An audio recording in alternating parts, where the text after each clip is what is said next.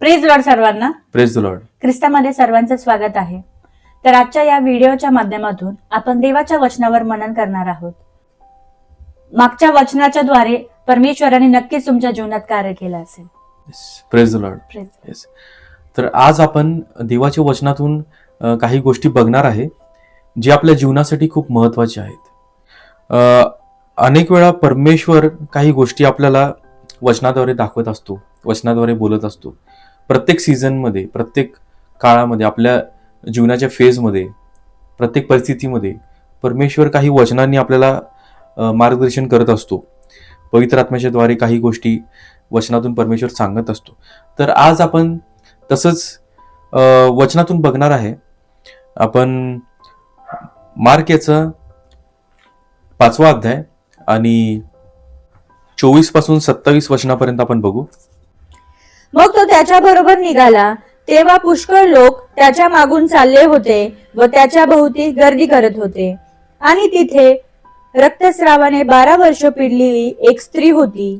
तिने बऱ्याच वैद्यांच्या हातून पुष्कळ हाल सोचून आपल्या जवळ होते नव्हते ते सर्व खर्चून टाकिले होते, तरी तिला काही गुण न येता तिचा रोग बळावला होता. येशूविषयीच्या गोष्टी ऐकून ती त्या गर्दीत शिरली आणि तिच्या मागे येऊन त्याच्या वस्त्राला शिवली. Amen. Amen. Praise the lord. Praise the lord. तर या ठिकाणी आपण बघतो की एक स्त्री होती जी 12 वर्षापासून रक्तस्रावाने या आजाराने पीडित होती. आणि त्यावेळेस ज्यावेळेस प्रभू येशू त्या ठिकाणातून चालला होता गर्दीमधून, त्याच्या अवतीभोवती गर्दी होती आणि त्यावेळेस ती स्त्री पण त्या ठिकाणी होती. कदाचित ती गर्दीच्या बाहेर असेल आणि ज्यावेळेस तिने ऐकलं की प्रभू येशू त्या ठिकाणातून चालला आहे, त्या गर्दीमध्ये प्रभू येशू आहे, त्यावेळेस ती स्त्री पळत पळत जाऊन त्या गर्दीमध्ये शिरली.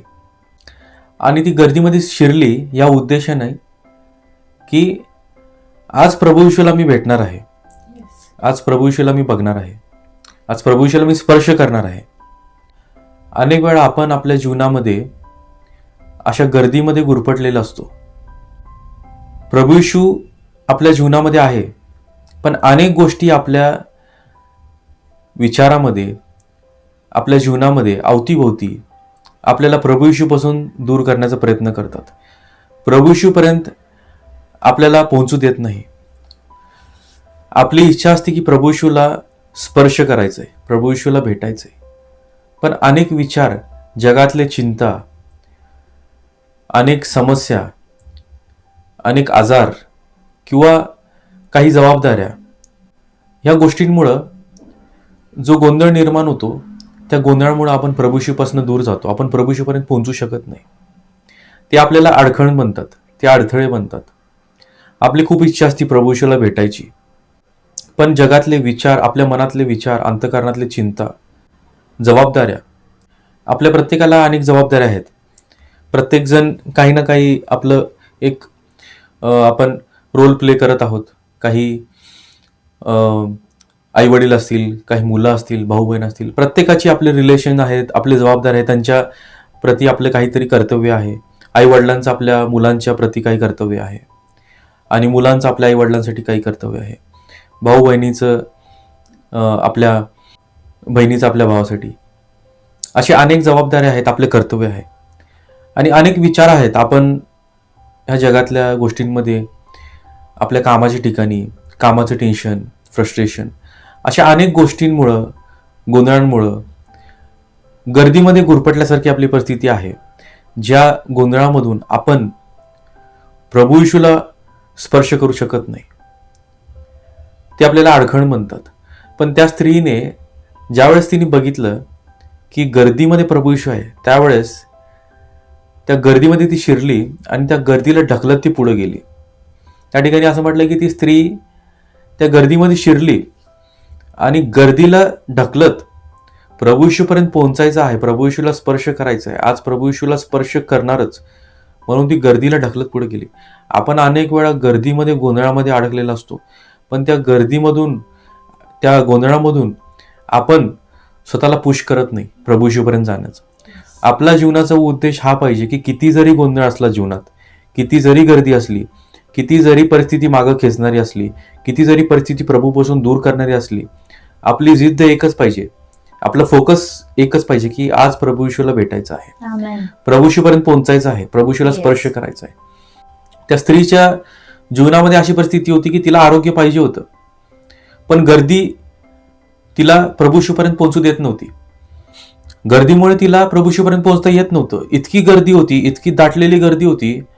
प्रभू येशू ज्या वेळेस एखाद्या गावामध्ये जायचा त्यावेळेस अशी परिस्थिती असायची की त्या ठिकाणी पाय ठेवायला जागा नसायची. असे लोक त्याच्या आजूबाजूला गर्दी करायचे, इतके त्याला चिटकून उभारायचे, इतके त्याला दाटून त्याच्या आजूबाजूला गर्दी करायचे. कारण सर्वांना प्रभू येशूला भेटायचं होतं, सर्वांना प्रभू येशू काय चमत्कार करतो हे बघायचं होतं. आणि त्या ठिकाणी ही स्त्री जी होती तिने पण मनामध्ये इच्छा धरली, तिने मनामध्ये ठाम इच्छा धरली, तिने विश्वास धरला की आज प्रभू येशूला भेटायचं आहे. पण गर्दी तिच्या समोर होती आणि गर्दी हे अडखळून होतं. त्या गर्दीमुळं ती प्रभू येशूपर्यंत पोहोचू शकत नव्हती.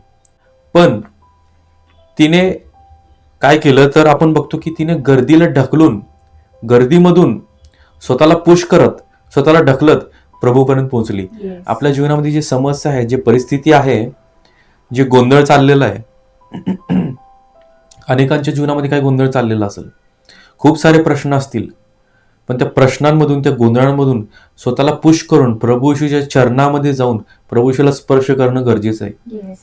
आणि जर आज आपली अशी इच्छा आहे, आज तुमची जर अशी इच्छा आहे की प्रभू येशूला स्पर्श करायचा आहे, तर आज आपली वेळ आलेली आहे. आमेन. आज तुमचा दिवस आहे की आज आपल्याला काही पण करून, आपली पूर्ण शक्ती लावून, पूर्ण अंतकरणाने, पूर्ण मनाने त्या प्रभू येशूपर्यंत पोहोचायचं आहे. Yes. किती जरी गर्दी असली, किती जरी वाईट परिस्थिती असली, किती टेन्शन असलं, किती चिंता असले, आपल्या मनामध्ये दुःख असलं, आपलं अंतकरण तुटलेलं असलं, तरी ते सर्व गोष्टी बाजूला ढकलून त्याच्यामधून जाऊन प्रभू येशूच्या चरणामध्ये पडायचे, प्रभू येशूला स्पर्श करायचे. त्यावेळेस ती स्त्री गेली आणि तिने प्रभू येशूच्या वस्त्राच्या काठाला स्पर्श केला. कारण तिने ऐकलं होतं की प्रभू येशूला जर स्पर्श केला तर लोक बरे होतात. अनेक लोक त्या ठिकाणी ह्या विश्वासाने येत होते. अनेक लोक, खूप लोक असे बरे झाले, फक्त ही स्त्री नाही, असे अनेक लोक होते जे प्रभू येशूला स्पर्श करून बरे झालेत. पण ह्या स्त्रीचं उदाहरण त्या ठिकाणी दिलंय कारण त्या स्त्रीच्या स्पर्शामध्ये काहीतरी अद्भुत होतं. कारण त्या ठिकाणी आपण पुढे जर बघितलं तर प्रभू येशू त्या ठिकाणी थांबला. तिच्या स्पर्शामध्ये ते सामर्थ्य होतं की प्रभू येशूला तिने थांबवलं. आज जर आपल्या विश्वासामध्ये तेवढं सामर्थ्य आहे तर आज आपण प्रभू येशूला थांबवू शकतो. Yes. आपल्या जीवनामध्ये किती गोंधळ असला, कितीही वाईट परिस्थिती असली, किती चिंता असले, क्लेश असले, पण आपला विश्वास जर स्ट्रॉंग असला तर त्या विश्वासाने आपण प्रभू येशूला टच करू शकतो, प्रभू येशूला Amen. स्पर्श करू शकतो आणि प्रभू येशूला थांबवू शकतो. आणि प्रभू येशू वळून आपल्याकडे बघणार आणि आपली परिस्थिती बदलणार. Yes. ज्यावेळेस तिने प्रभू येशूला स्पर्श केलं, प्रभू येशूच्या वस्त्राच्या काठाला स्पर्श केलं, त्यावेळेस तिला लगेच आरोग्य भेटलं. कारण तिचा विश्वास स्ट्रॉंग होता. तिच्या स्पर्शामध्ये एक अद्भुत गोष्ट होती. तिचा स्पर्श साधारण नव्हता. तिच्या विश्वासामध्ये खूप दणकट विश्वास होता, खूप स्ट्रॉंग विश्वास होता. कारण त्या ठिकाणी गर्दी असताना पण गर्दीमधून स्वतःला पुश करून, स्वतःला ढकलत जिद्दीने एक स्त्री त्या गर्दीमधून, त्या लोकांच्या गर्दीमधून लोकांना बाजूला सरकून, तिला किती ताकद लागली असेल, किती शक्ती लागली असेल. दाटून गर्दी होती, खूप गर्दी होती, लोक रेटून चालले होते, चिटकून चालले होते, पण त्या गर्दीला ढकलत तिने प्रभूपर्यंत पोहोचण्याचा प्रयत्न केला. Yes. आज आपल्या जीवनामध्ये आपण खूप वेळा गर्दीमध्ये चालतो, आपण चर्चला जातो, आपण जन्माचे ख्रिस्ती आहोत, पण जन्मापासून ख्रिसमस पाळतो. आता ख्रिसमसचा सीझन चालू आहे, आता डिसेंबर महिना आहे. ख्रिसमसच्या काळामध्ये खूप लोक गर्दी करतात, खूप लोक चर्चला येतात, खूप लोक एकत्र येतात. आणि त्या गर्दीमध्ये आपला उद्देश काय असतो ते महत्वाचं आहे. आपण ह्या गर्दीमध्ये कोणत्या उद्देशाने येतो? आपण ख्रिसमसच्या काळामध्ये चर्चला येतो आणि त्यावेळेस आपण एकत्र येतो, गर्दी करून आपण येतो प्रभूला भेटण्यासाठी, देवाचं वचन ऐकण्यासाठी चर्चला येतो. अनेक गोष्टी आपण करतो, गर्दीमध्ये आपण सामील होतो, गर्दीमध्ये आपण सहभागी होतो. पण त्या गर्दीमध्ये येताना आपला उद्देश काय आहे तो महत्वाचा आहे. जर गर्दीमध्ये आपण ह्या उद्देशाने येतो की सगळेच चाललेत गर्दीमध्ये, चला आपण पण जाऊ. त्या ठिकाणी असे पण लोक होते की सगळे प्रभू येशूला फॉलो करत होते. खूप गर्दी चालली होती, त्यांच्या मनामध्ये काही इच्छा नव्हती, त्यांच्या मनामध्ये कसलीच इच्छा नव्हती काही प्राप्त करायची, कसलाच विश्वास नव्हता की आज प्रभूकडून काहीतरी प्राप्त करायचंय, आज प्रभूला भेटायचंय, आज प्रभूला स्पर्श करायचंय, असा विश्वास नव्हता, अशी इच्छा नव्हती. गर्दी चालली म्हणून गर्दीच्या मागे चालले होते आणि ह्या गोष्टीसाठी चालले होते की बघू प्रभू काय बोलतो, प्रभू काय चमत्कार करतो, नुसतं बघण्यासाठी. आज आपण गर्दीमध्ये जर फक्त बघणारे म्हणून आपली भूमिका असेल तर आपल्याला काही प्राप्त होणार नाही. पण आज गर्दीमध्ये ज्यावेळेस आपण येतो या ख्रिसमसच्या सीझनमध्ये, काळामध्ये किंवा वर्षभरात अनेक कार्यक्रमामध्ये किंवा दरवेळेस जेव्हा आपण चर्चला जातो, गर्दी असते, आपण गर्दीमध्ये सामील होतो, चर्चमध्ये आपण येतो, त्यावेळेस आपण फक्त बघण्यासाठी नाही तर प्रभूशाला भेटण्यासाठी, प्रभूशाला स्पर्श करण्याच्या उद्देशाने जर आलो तर परमेश्वर नक्कीच आपल्या जीवनामध्ये कार्य करणार, प्रभूशी आपल्यासाठी थांबणार. कारण आपला विश्वास जर असेल तर विश्वासाने आपण प्रभूशाला स्पर्श करू शकतो. आपण प्रभूशाला दुसऱ्या कोणत्याच गोष्टींनी स्पर्श करू शकत नाही. आज जर प्रभूशाला स्पर्श करायचा आहे तर आपला विश्वास हा स्ट्रॉंग पाहिजे, विश्वास आपला बळकट पाहिजे. आपण विश्वासामध्ये दृढ असणं गरजेचं आहे आणि विश्वासामध्ये आपण जर दृढ असणार तर आपण प्रभूशाला स्पर्श करू शकतो. आणि जो प्रभूशाला स्पर्श करतो तो रिकामा जात नाही, तो कधीच रिकामा जात नाही. त्या ठिकाणी गर्दी होती, त्या गर्दीमधले अनेक लोक रिकामे गेले असतील. गर्दी खूप दाटून होती, खूप लोक चालले होते, खूप गर्दी फॉलो करत होती प्रभू येशूचे चमत्कार बघण्यासाठी. आता प्रभू येशू काय करतो, आता प्रभू येशू पुढे कुठं जातो, कुठं थांबतो, काय करतो, त्याच्या कॅरेक्टरकडं, त्याच्या पर्सनॅलिटीकडं लोक बघत होते, ऍडमायर करत होते. पण ही स्त्री त्याला फक्त बघण्यासाठी नाही तर त्याला स्पर्श करण्याच्या उद्देशाने ती पुढे चालली, ती पुढे आली त्याला स्पर्श करण्यासाठी. आज आपण गर्दीमध्ये जर प्रभू येशूला स्पर्श करण्याच्या उद्देशाने, आपण जेव्हा चर्चला जातो, आपण जेव्हा एखाद्या मीटिंगमध्ये जातो, आपण जेव्हा घरामध्ये प्रार्थना करतो, देवाचं वचन असं म्हणतं की 2 किंवा 3 माझ्या नावामध्ये एकत्रित आहेत तर त्यांच्यामध्ये मी आहे. जर प्रभूला आपण स्पर्श करण्याच्या उद्देशाने त्याच्याकडे येतो तर प्रभू येशू नक्कीच आपल्यासाठी थांबतो आणि प्रभू येशू आपल्या जीवनामध्ये कार्य करतो.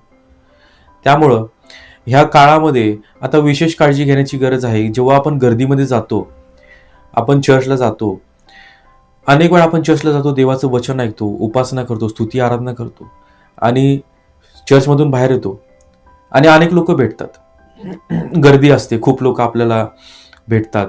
त्या ठिकाणी आपण संडेला लोकांना भेटतो, भेटीगाठी होतात, एकमेकाला विश करतो.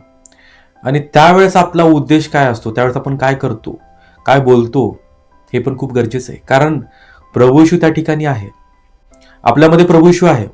जर आपण गर्दीमध्ये, आपण चर्चमध्ये जातो आणि गर्दीमध्ये त्या चर्चमधून उपासना संपल्यानंतर बाहेर येतो आणि लोकांना भेटतो आणि जर एखाद्याची निंदा करतो, एखाद्याबद्दल वाईट बोलतो, एखाद्याला दोष लावतो, एखाद्याची चुगली करतो, एखाद्या देवाच्या सेवकाचा आपण अपमान करतो किंवा चेष्टा करतो, तर परमेश्वर ते पण ऐकतो, प्रभू येशू ते पण ऐकतो. कारण परमेश्वर सगळं काही ऐकतो. आता या ख्रिसमसच्या सीझनमध्ये आपण खूप बघतो, अनेक लोक एकत्र येतात, पूर्ण समाज एकत्र येते, खूप गर्दी गोळा होते. कारण ख्रिसमस आहे, प्रभू येशूचा जन्मोत्सव ह्या डिसेंबरमध्ये आपण साजरा करतो. तर खूप गर्दी करतात, खूप लोक प्लॅन करतात, खूप लोक काही मीटिंग अरेंज करतात, खूप सारे प्लॅन्स करतात, असं प्लॅन करू, तसं करू, समाजाला एकत्रित आणू. पण त्या समाजाला जेव्हा आपण एकत्रित आणतो, जेव्हा आपण गर्दीला गोळा करतो, आपण गर्दीमध्ये सामील होतो, गर्दीमध्ये सहभागी होतो, एखादा प्रोग्राम आपण प्लॅन करतो, तर त्या प्रोग्रामच्या प्लॅनिंगच्या वेळेस, आपण त्या प्लॅनिंगसाठी जेव्हा एकत्र येतो त्यावेळेस प्रभूच्या नावामध्ये, प्रभूसाठी आपण काहीतरी करण्याचा प्रयत्न करतो, प्रभूच्या नावाने आपण गर्दी करतो, लोकांना एकत्रित आणतो, समाजाला एकत्र करतो. पण त्या प्लॅनिंगमध्ये जेव्हा आपण ग्रुप करून येतो आणि त्यावेळेस त्या डिस्कशनमध्ये जर आपण एखाद्याची निंदा करतो, एखाद्याची जर आपण चेष्टा करतो, एखाद्याच्या बद्दल आपण पाठीमागं बोलतो, एखाद्याचा आपण न्याय करतो, तर प्रभू येशू ते पण ऐकतो. आपण त्याच्या नावामध्ये एकत्र येतो तर प्रभू येशू तिथं आहे. आपण त्याच्या नावामध्ये गर्दीला एकत्रित करतो, त्याच्या नावामध्ये आपण आपल्या समाजाला एकत्र करतो. आपण म्हणतो की ख्रिस्तासाठी काहीतरी करायचं आहे, ख्रिस्तासाठी आम्ही आलेलो आहोत, आम्ही गर्दी करत आहे ख्रिस्तासाठी. पण त्या ठिकाणी त्या प्रोग्राममध्ये, प्लॅनिंगमध्ये जर आपण एखाद्या देवाच्या सेवकाबद्दल, त्याच्या मागं पाठीमागं काही बोलत असेल, आपण कदाचित म्हणू की त्यांनी असं बोलला, हे बरोबर नाही, ते योग्य नाही, त्यांनी हे बोलायला नाही पाहिजे होतं. पण देवाचा आत्मा त्याला सांगतो की तुझ्याबद्दल असं असं बोललं गेलेलं आहे, कारण हे बायबलमध्ये घडलेलं आहे. आपण बघतो की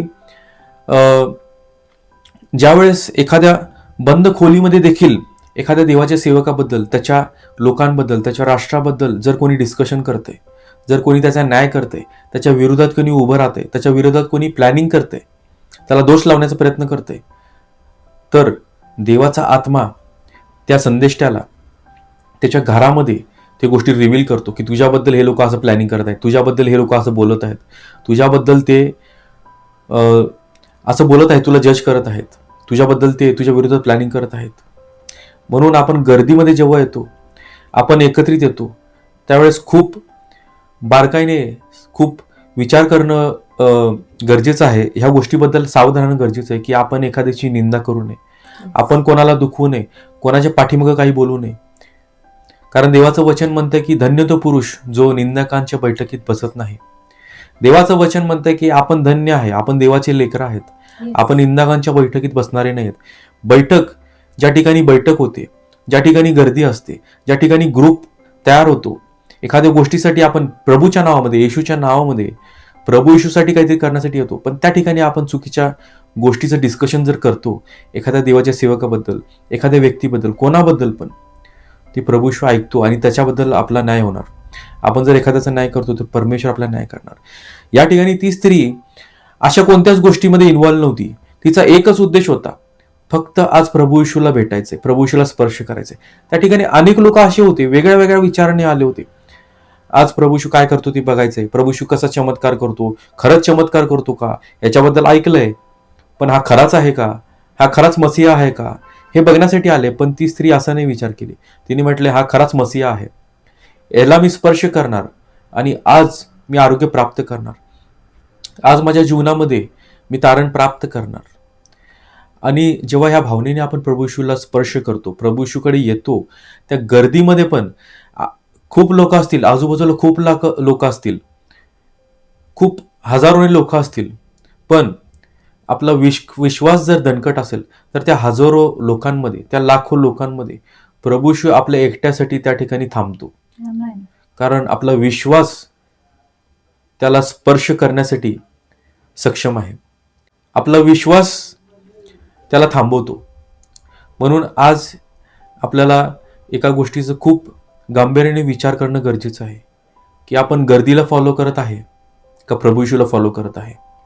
जर प्रभू येशूला फॉलो करत आहे तर गर्दीमधून, ह्या आपल्या जीवनातल्या सर्व समस्यामधून आपलं अंतःकरण अनेक वेळा तुटलेलं असेल, आपल्या अंतःकरणामध्ये दुःख असेल, खूप अंतःकरण तुटलेलं असेल, काही गोष्टी आपल्याला भेटले नसतील, प्रार्थनेचं उत्तर भेटलं नसेल, काही लोकांनी दुखवलं असेल, निराशा असेल, काही लोकांनी विनाकारण आपला छळ केला असेल, काही लोक त्रास देण्याचा प्रयत्न करत असतील, अनेक गोष्टी असतील, आजार असतील, कोर्ट केस असतील, कर्ज असेल, खूप गोष्टी आहेत.